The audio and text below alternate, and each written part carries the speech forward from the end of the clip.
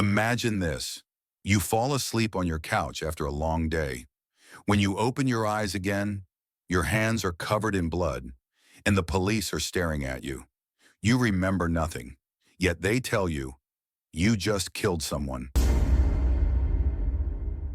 This isn't a movie scene. It's real. May 24th, 1987, Canada. A 23-year-old man named Kenneth Parks fell asleep watching TV. He had lost everything: his job, his money, his peace of mind. Drowning in debt, he planned to visit his in-laws the next morning to ask for help. But before the sun rose, something unthinkable happened. At 1:30 a.m., Kenneth suddenly stood up from the couch, eyes half open, body moving like a machine, and drove 22 kilometers on the highway in the middle of the night. He reached his in-laws' house, unlocked the door with his spare key, and what happened next still haunts the world of science and law.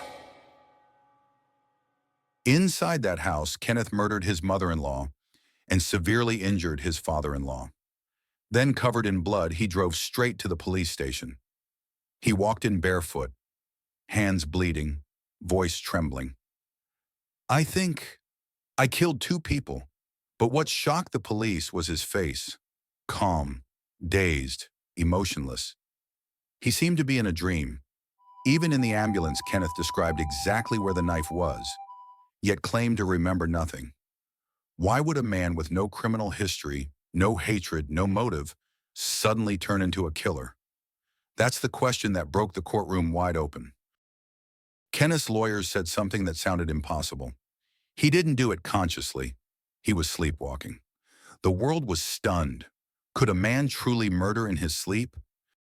Doctors call it somnambulism, or sleepwalking, a disorder that occurs when parts of the brain wake up while others remain asleep.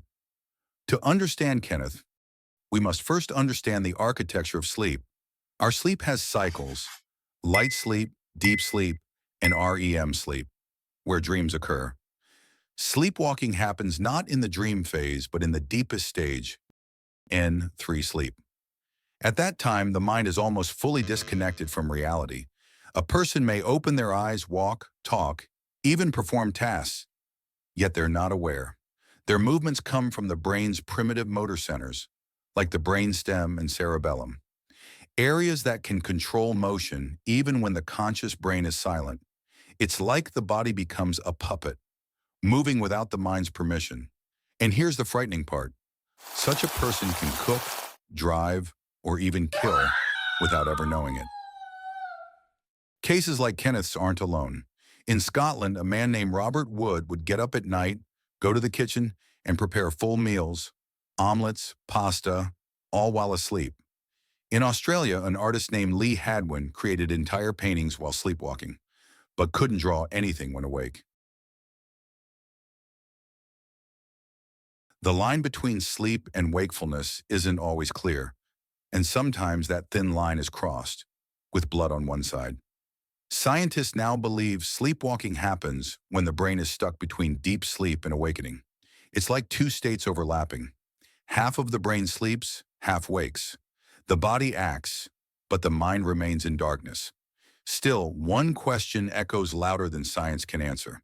If a person kills while sleepwalking, are they a murderer or just a victim of their own brain? In court, Kenneth's lawyers made their stand.